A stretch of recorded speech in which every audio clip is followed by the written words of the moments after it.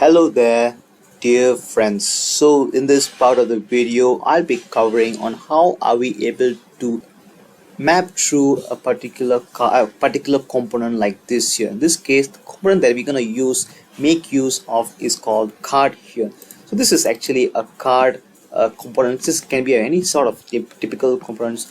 So as you can see here, this component called card having multiple set of props that are actually being passed inside this component here. And we have learned about props in our previous videos, where props are actually arguments that are being passed inside components, and we can actually make use of every single arguments like this, and we can actually display it inside this particular component here like this. As you can see here, in this case we are actually passing the arguments. In this case the arguments that are being passed are called props. So these props are actually destructured and actually make use like this, like dot image, dot title, dot author, and this is all this dot image, dot title, dot author is actually coming from this particular name of the prop like this. So you can see there's three props here that are being used. So that's how a normal props component would look like. So in this case, but in this video we're gonna make sure we're gonna learn more deeply about how are we able to render through multiple set of data, but only using the same component. In this case we're gonna use the same card component, but this case has only one set of data, which is just one place called Stonehenge. But let's say we have more than one place, we have hundreds of places here. So how are we able to do that? So, and also I also happen to have a set of data called places here. So in this case, this is places data. So places data is where we happen to have three places, like we have Stonehenge, Taj Mahal, and Leaning Tower of Pisa. So what I would like to do is that I would like to call all of this data, and with calling it here, but I would like to make use of the same card function and just call it 3 times. This is basically I'm just mapping. I would like to map through this particular array of objects called places. So let's get started. So first of all, we need to call this array of object called places from our data into our app.js. So how are we able to do that? We need to go to our app.js. We need to import it. So we need to import. We're gonna have a curly braces like this. In this case, we're gonna say places. So as you can see here, the reason why we are able to call places here, because I've already made export constant and followed by the array like this. So that's how are we able to make it visible inside app.js and to the rest of the folders like this. So next thing is we need to check whether is this particular object called places. As it is passing as an object here, let's make console like this, log. In this case we're going to say places like this. So in this case I have to click on save, and let's go to inspect. Need to make sure everything is cleared. Let's refresh like this, and I have to go to console like this, and let's check console. As you can see here, there's like an object has been displayed here, and that object has 3 elements, like 1, 2, 3.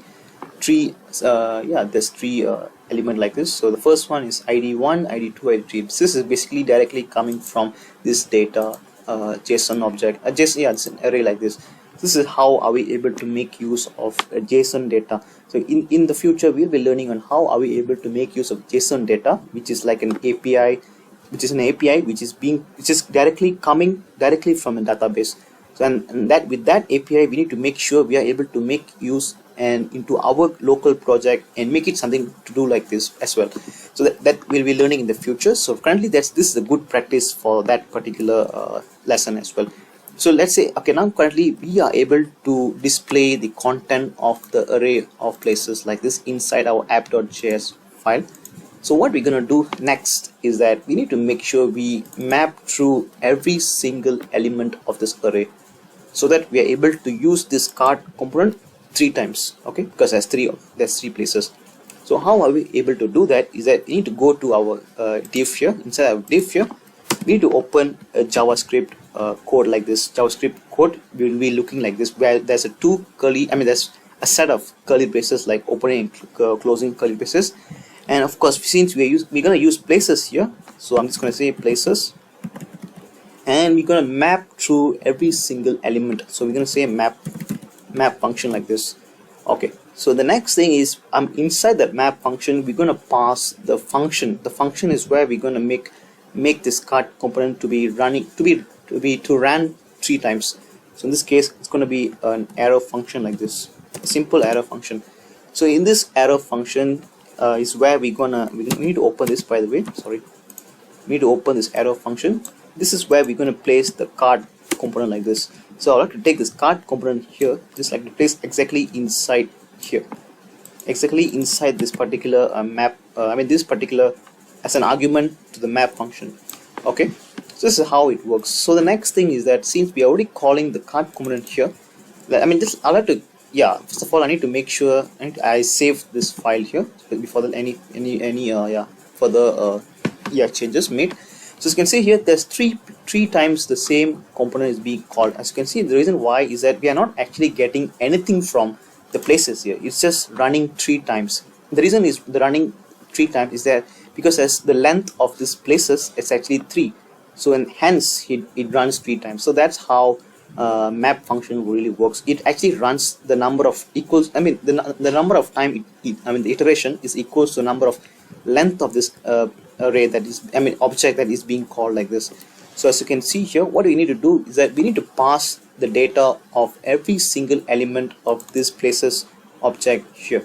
So as you can see here, we need to pass here. This is where we usually pass the element of every single object of this array called places. So first of all, we need to make sure we call and you can call it as any name, like for example in this case place. So place is basically like each and every single place.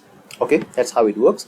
So the next thing is we need to pass the data from this place, and we're gonna make it call every single element of this place. For example, I'm gonna remove this open and quotation mark.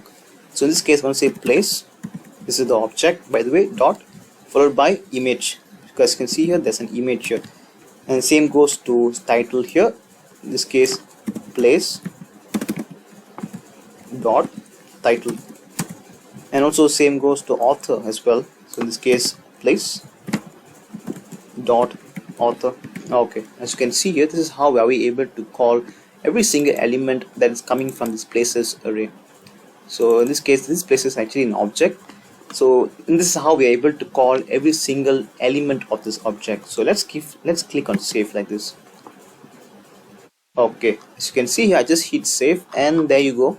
This is how are we able to make use of this particular map function to actually to iterate through every single element of this particular object, and then we're going to make use of the same component called, in this case we have used card component. We're just going to call it once, but in actual it's actually going to run 3 times, or the number of times that equals to the length of this object that we are actually having this map function to. So that's how are we able to make use of component to be rendered based on number of object that we're calling it. So thank you guys for watching this part of the video. Let's catch up in the next session again. Thanks.